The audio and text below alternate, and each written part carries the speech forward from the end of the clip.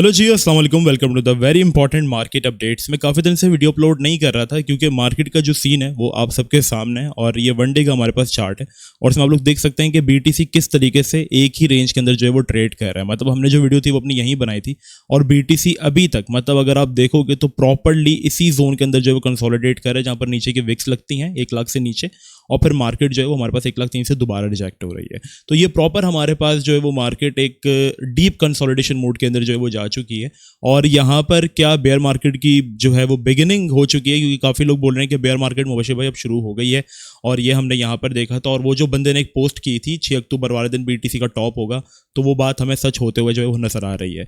एक important cheese before starting the video, हमने Discord server बनाया जहाँ पर हम फ्री ट्रेड्स भी दे रहे हैं। जैसे हमने यहाँ पर ऑक्शन की ट्रेड दी थी एंड इट वेंट 15% और लोग इससे अच्छे गेन्स भी बना रहे हैं। प्लस आप लोग आपस में बातचीत कर सकते हैं, हमने जनरल चैट का ऑप्शन खोल दिया। प्लस मैं भी यहाँ पर 2 घंटा आता हूँ और आप लोग मुझसे बातचीत कर सकते हैं। हमारा मॉडरेटर अहमद यहाँ पे मौजूद है जो आपको हर चीज़ का जवाब देगा। ठीक है, आप लोग अपने डिस्कशंस कर सकते हैं, सारी चीज़ आपको यहाँ मिलेंगी। और अभी बहुत जल्द हम लोग यहाँ पर जो है वो इंटरव्यूज़ भी जो है वो कंडक्ट करने वाले हैं। अगर किसी को एनालिस्ट की जॉब में इंटरेस्ट है, अगर किसी को मॉडरेशन की जॉब में इंटरेस्ट है, तो यहाँ पर अगर अप्लाई कर सकते तो आप लोग के लिए वैकेंसीज जो है वो खुल जाएंगी। चार्ट सेक्शन खुल जाएगा, हर चीज़ यहाँ पर हम आप लोगों के लिए जो है वो इनेबल कर देंगे। तो इस डिस्कॉर्ड सर्वर का लिंक आपको हमारे डिस्क्रिप्शन में मिल जाएगा, नीचे आपको लिंक मिल जाएगा, तो जाओ जाकर इसको ज्वाइन कर लो सबसे पहले।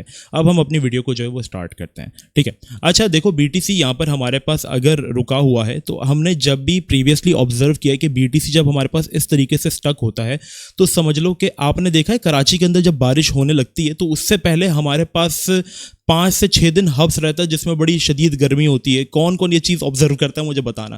फिर इसके बाद टूट के बादल बरसते हैं। तो यहाँ पर ये जो मार्केट एक डीप कंसोलिडेशन मोड के अंदर जाती है ना, इट मीन्स कि मार्केट हमारे पास कोई बहुत बड़ा मूव जो है वो लेने के लिए तैयार बैठा हुआ है। मीन्स अब वो मूव हमारे पास किस तरीके से आ सकता है, लेट मी गाइड यू। ठीक है, अब हम थोड़ा प्रीवियसली चलते हैं और हम देखते हैं कि जब जब मार्केट हमारे पास इस तरीके के डीप कंसोलिडेशन मोड के अंदर गया है तो कुछ ना कुछ बुरा होता है। ठीक है, जैसे कि यहाँ पर हमारे पास मार्केट एक लंबे टाइम के लिए हमारे पास 1,17,000 से 1,20,000 पर चला गया था। इस $3,000 की रेंज के अंदर बीटीसी ट्रेड कर रहा था 13 जुलाई से लेकर 30 जुलाई तक। मतलब पूरे 2 हफ्ते इसने इस रेंज में ट्रेड किया जिसमें नीचे की विक्स भी लगती थी। और एट द एंड क्या हुआ, मार्केट हमारे पास जो थी वो क्रैश कर गई और एक 20 से बीटीसी 1,11 पर आ गया। लेकिन फिर बाद में रिकवरी हो गई, वो अलग बात है। जब हमारे पास सीपीआई नंबर्स बुलिश आए तो और अलग चीज़ है। लेकिन दिखाने का मकसद ये कि जब मार्केट इस तरीके से एक डीप कंसोलिडेशन मोड के अंदर जाती है तो उसके बाद एक बड़ा मूव हम देखते हैं। जैसे कि यहाँ पर हमने सेम ऑब्जर्व किया, मार्केट एक लंबे टाइम के लिए डीप कंसोलिडेशन मोड के अंदर चली गई थी तो मार्केट यहाँ पे पंप कर गई। पर यहाँ पे मार्केट हमारे पास एक डीप कंसोलिडेशन मोड के अंदर चली गई, मार्केट दोबारा पंप कर गई। जब जब हमने हिस्ट्री में ये देखा कि मार्केट हमारे पास एक बड़े टाइम के लिए रुक जाती है या किसी डीप कंसोलिडेशन मोड के अंदर गई है तो यहाँ पर इसके बाद कुछ बड़ा ही हुआ है। ठीक है, जैसे कि यहाँ पर हमारे पास एक मूव आई थी, डीप कंसोलिडेशन हुई थी मार्केट का। खैर उस वक्त मार्केट ये था कि इतना स्टेबल नहीं होती। देखो पुराने चार्ट्स का ये सीन है ना कि पहले हमारे पास करेक्शन भी 2 हफ्ते की आती थी। जैसे अगर आप जाकर देखोगे तो यहाँ पर हमारे पास करेक्शन 2 हफ्ते की, मार्केट ने ऑल टाइम हाई, फिर 2 हफ्ते की न्यू ऑल टाइम हाई, फिर 2 हफ्ते की न्यू ऑल टाइम हाई। अभी क्या है, उस टाइम मार्केट्स में ना बैंक्स थे ना इंस्टीट्यूशंस थी। अब यहाँ पर इंस्टीट्यूशंस हैं, बैंक्स हैं, जो पहले बीटीसी को हमारे पास इलीगल कहते थे वो सब बीटीसी के अंदर आ चुके हैं। तो यहाँ पर बीटीसी जब भी गिरता है तो यहाँ पर बड़े बड़े बाय ऑर्डर्स जो होते हैं वो एग्जीक्यूट हो रहे होते हैं। ठीक है, तो यहाँ पर आपको हमने जो सपोर्ट एक मार्क करके दी थी, अगर हम वीकली अब टाइम फ्रेम पे चलते हैं कि what we can expect now. ठीक है, तो वीकली टाइम फ्रेम पे अगर चलोगे तो वीकली टाइम फ्रेम पे हमें इस जोन ने बहुत अच्छे से सपोर्ट दी हुई है। ठीक है, और हम यहीं से बार बार बाउंस कर रहे हैं। अब यहाँ पर हमारे पास एक हमारी खानदानी सपोर्ट भी मौजूद है जिसको हम कहते हैं 50 वीकली मूविंग एवरेज, और ये बहुत प्यारे तरीके से बीटीसी को जो है वो यहाँ पर सपोर्ट दे रही है। और देखो अगर आपका ये सवाल है कि मुबशिर भाई बेयर मार्केट स्टार्ट हो गई है, so if we close weekly closing below 98 to 97,000 then yes आपकी बेयर मार्केट स्टार्ट हो जाएगी। ठीक है, अब देखो आप बोलोगे यार तू तो टेक्निकली जा रहा है, मतलब टेक्निकली डिपेंड हो गया पूरे तरीके से, और तुम खुद ही कहते हो मुबशिर भाई कि टेक्निकली हमें डिपेंड नहीं होना चाहिए। बट जो हमारे पास मूविंग एवरेजेस होती है ना, जो लॉन्ग टर्म ट्रेडर्स होते हैं वो मोस्टली इन चीज़ों का सहारा लेते हैं।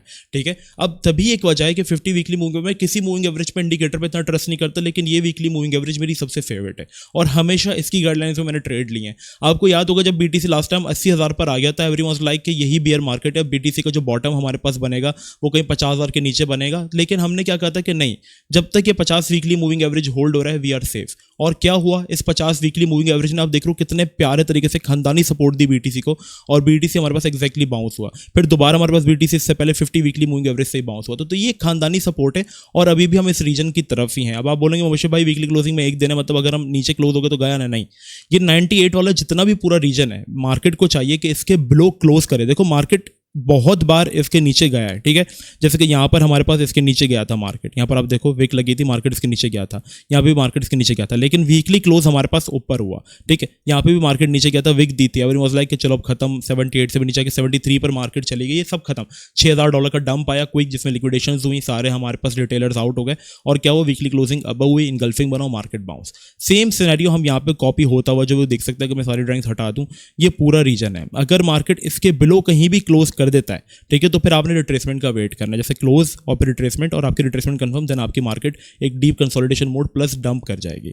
लेकिन एक चीज मैं आपको बार बार समझाऊंगा, आपको सर्वाइव कैसे करना है, ठीक है। अगर बेयर मार्केट स्टार्ट हो जाता है, देखो bear market will not come in a day, ठीक है, एक दिन में नहीं आती है बेयर मार्केट, या एक हफ्ते में नहीं आती है, इसको साल लग जाता है, सही है। जैसे कि यहाँ पर मार्केट हमारे पास जो थी वो जैसे 47,000 को इसने ब्रेक डाउन किया था, क्योंकि यहाँ पर हमारे पास क्या थी, एक वीकली सपोर्ट भी थी, और यही 50 वीकली मूविंग एवरेज थी।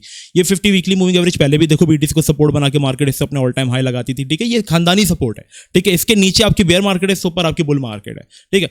अब जब हम इसके नीचे गए तो मार्केट ने क्या किया, मार्केट एकदम से नहीं गिरी, मार्केट क्या कर रही थी, हमारे पास बाउंसेस दे रही थी, देख रहे हो बाउंसेस दे रही थी, इसको कहते हैं dead cat bounces. Dead cat bounces में हम लोगों को एग्जिट प्लान्स करने होते हैं।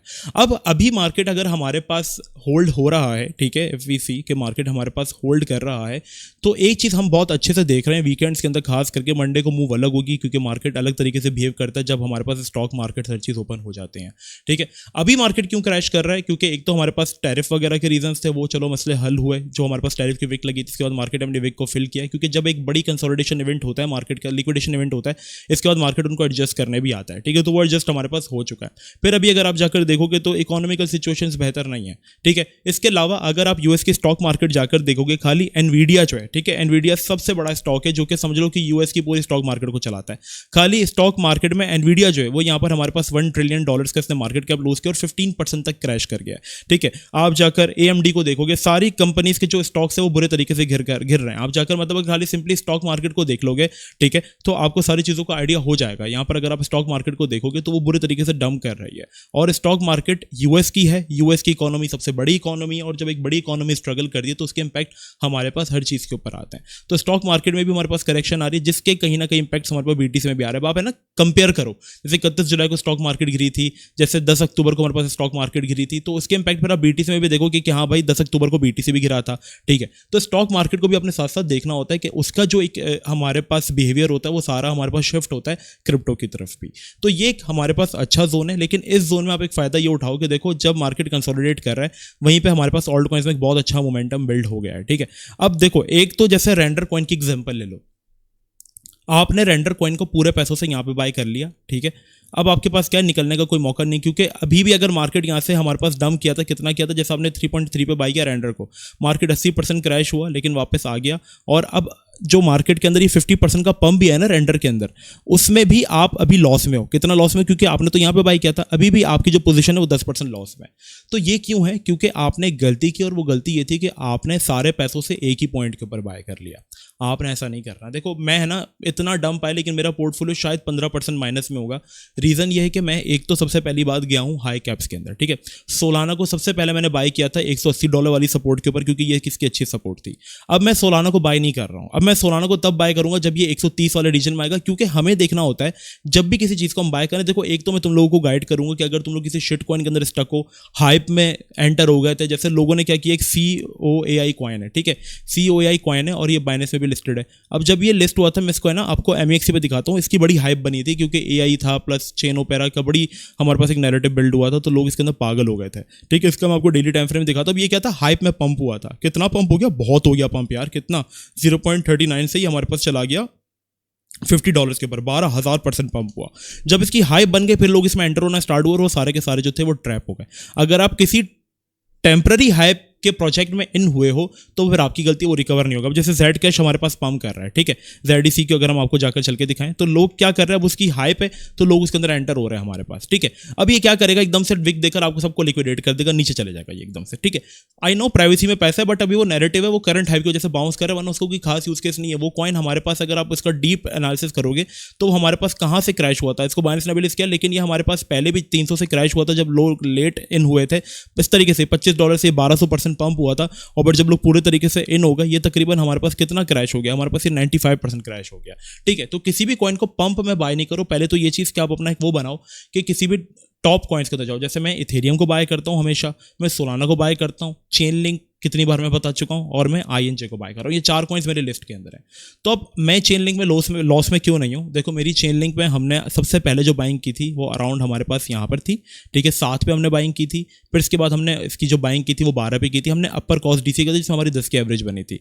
यहाँ पर हमने कुछ अपनी पोजीशन जो थी वो सेल की थी, जैसे कि $19-18 के ऊपर। फिर मार्केट बाद में हमारे पास 30 तक गया था। ठीक है, उससे फर्क नहीं पड़ता। लेकिन फिर हमने क्या किया, हमने इस कॉइन को दोबारा एक्यूमुलेट करना स्टार्ट किया। हमने 17 पे बाई किया था। ठीक है, जो हमने आपके साथ रेंज भी शेयर की थी। जब मार्केट डीप कंसोलिडेशन मोड में एक गई थी, दोबारा गिरी थी, जब हमारे पास डंप आया था अभी, जिसमें सारी पोजीशंस लिक्विडेट हुए थे, सबसे बड़ा लिक्विडेशन इवेंट हुआ था, उसमें मेरी MEXC पे $11 पे बाइंग हुई। तो देखो मैंने क्या किया, अगर मैं सारे पैसे $17 के ऊपर लगा देता, ठीक है, 17 या $20 के ऊपर मैं सारे पैसे इस पॉइंट पे लगा देता, तो अभी भी मैं अपनी पोजीशन से कितना लॉस में होता? तकरीबन 20 से 30% लॉस में होता। लेकिन अगर मेरे पास जैसे सपोज करो $1000 है, मैंने इस पॉइंट पे सिर्फ $250 लगाए, फिर मार्केट में मैंने क्या किया कि यार चलो एक वीकली सपोर्ट यहाँ पर है, अब मैं इसको $11 पे DCA करूंगा, फिर मैं इसको यहाँ पर DCA करूंगा। जब मैंने $250 यहाँ पे बाई किया, $250 यहाँ पे बाई किया, तो मेरा एवरेज कहीं ना कहीं 13-14 का बनेगा, और अभी मेरा चेन लिंक जो एवरेज बना वो पूरा 15 का है। तो मैं लॉस में नहीं, बल्कि उल्टा मेरे को मेरी ट्रेड प्रॉफिट ही दे रही है 3 से 4%। तो आपने क्या करना है, आपने जो टॉप कॉइन्स है ना उनके अंदर बाइंग करनी है, या अगर आप किसी ऐसे कॉइन में जो कि फंस चुका और वो लॉस में, तो आपने उन कॉइन्स को शिफ्ट कर देना है। इथेरियम, चेन लिंक, सोलाना या INJ, चलो अभी भी थोड़ा रिस्की हो जाता है, लेकिन चेन लिंक, इथेरियम, सोलाना बहुत सेफ सेटअप्स हैं। तो जैसे आप सपोज करो आपने इथेरियम को बाय कर लिया, आप सारा बाय नहीं करोगे, आप थोड़ा थोड़ा बाय करोगे। फिर जब आपको BTC एक डेड कैट बाउंस दिखता हुआ नजर आए, जैसे कि वीकली टाइम फ्रेम के अंदर, थोड़ा सा लंबी हो रही है लेकिन एक चीज आपको गाइड करने के लिए, ठीक है, थोड़ी सी लंबी हो रही है लेकिन एक चीज आपको गाइड करने के लिए, जब BTC आपको, जैसे यहाँ पर हमारे पास क्या हुआ था, 7 मार्च 2022 को BTC ने बाउंस लिया, सेम इथेरियम ने भी हमारे पास बाउंस लिया, और इथेरियम ने अच्छा खासा बाउंस लिया, तकरीबन 50% बाउंस कर गया। तो जब आपने सपोज करो, एक तो आपने यहाँ पे बाय की, पहली बाइंग अपनी कर ली जैसे 4200 पे, दूसरी बाइंग आपने अपनी कर ली 3200 पे, लास्ट बाइंग आपने अपनी कर ली 2500 पे। तो जब मार्केट रिकवर हुई, आपकी पोजीशन से भी उसने आपको 30% तक का प्रॉफिट दे दिया। अब जो छोटे मोटे कॉइन्स होते हैं जो कि हाइप की वजह से पंप हुए, वो बाउंस नहीं होते क्योंकि उनके अंदर से वॉल्यूम निकल चुका होता है। लेकिन जब मार्केट बाउंस करती है तो सबसे पहले जो हमारे पास पैसा आता है वो आता है हाई कैप्स में, क्योंकि मनी रोटेशन सबसे पहले ईथ में होती है, फिर इसके बाद चेनलिंग, सोलाना वगैरह की तरफ होती है। और ये ऐसा भी नहीं कि 10-5% बाउंस करती है, 30-30, 40-40% फिर बाउंस करता है। तो जब वो आपका बाउंस देखे तब आप निकल जाओ, और आप अपनी होल्डिंग्स जो उन कॉइन्स के अंदर शिफ्ट कर लो, थोड़े थोड़े डंप के अंदर इनको DCA करो। डंप 4-4, 5-5% का डंप है नहीं, एटलीस्ट 20 से 30% की करेक्शन पे आप दूसरा DCA करते हो अपना। ठीक है, हमेशा याद रखना, अगर आपने चीज $1 पे बाय की है, फिर वो 30% गिर के 0.65 या 70 पे आएगी, तब आप उसको DCA करोगे। ये नहीं कि आप उसको 0.90 से DCA करना शुरू कर दो। तो ये आपकी स्ट्रेटेजी होनी चाहिए अगर आपको एक डेड कैट बाउंस का वेट करना है। Otherwise for now bitcoin is 100% safe जब तक हमारे पास इसने रीजन होल्ड किया हुआ है, क्योंकि यहाँ पे हमारे पास क्या है, वीकली 50 मूविंग एवरेज भी बैठी हुई है। ठीक है, यहाँ पर आपके पास 50 वीकली मूविंग एवरेज भी बैठी हुई, प्लस आपके पास यहाँ पर ये जो रेंज बना हुआ है ये पूरा काफी इंपॉर्टेंट है। इस रेंज ने हमें BTC के अंदर बड़ा सपोर्ट किया है, तो ये रेंज भी हमारे पास काफी इंपॉर्टेंट है, जिसको आप देख रहे हो ट्विटर पे चल भी रही है कि तकरीबन ये ट्रेंड लाइन हमारे पास काफी टाइम से होल्डेड है, और इस ट्रेंड लाइन से हमें बाउंसेस दिखे हैं। क्योंकि अगर एक कंपैरिजन मैं आपको करके दिखाऊं तो यहाँ पर अगर आप देखोगे तो तकरीबन मार्केट ने अपना जो इस जोन को टैप किया, और फिर इसके तकरीबन कितना टाइम बाद दोबारा टैप किया, 210 दिन बाद। ठीक है, फिर मार्केट दोबारा हमारे पास बाउंस हुई, और अब ठीक 210 दिन बाद मार्केट ने इसको दोबारा टैप किया है। ठीक है, तो यहाँ पर हमारे पास ये रीजन भी काफी इंपॉर्टेंट है, प्लस ये वीकली सपोर्ट भी काफी इंपॉर्टेंट, 50 वीकली मूविंग एवरेज भी बैठी हुई है। ठीक है, तो अगर मार्केट यहाँ पर बाउंस करती है तो आपकी ऑल्ट्स के अंदर अच्छी रिकवरी होगी, लेकिन अगर नहीं भी करती और मार्केट डंप कर जाती है तो आपने थोड़े से पोर्टफोलियो से बाय किया और आपने इन 3 कॉइन्स के अंदर ही गए जो कि जल्दी रिकवरी करते हैं। और अगर बेयर मार्केट खुदा ना खास्ता स्टार्ट हुई तो ये कॉइन्स खत्म नहीं होंगे, ये कॉइन्स बहुत टॉप नॉच प्रोजेक्ट्स हैं। ठीक है, फिर भी क्रिप्टो कुछ भी हो सकता है। अगर ये जोन हमारे पास जाता है फिर तो वीकली लेवल्स में आप फिर 89 और 88 का एक्सपेक्ट कर सकते हो।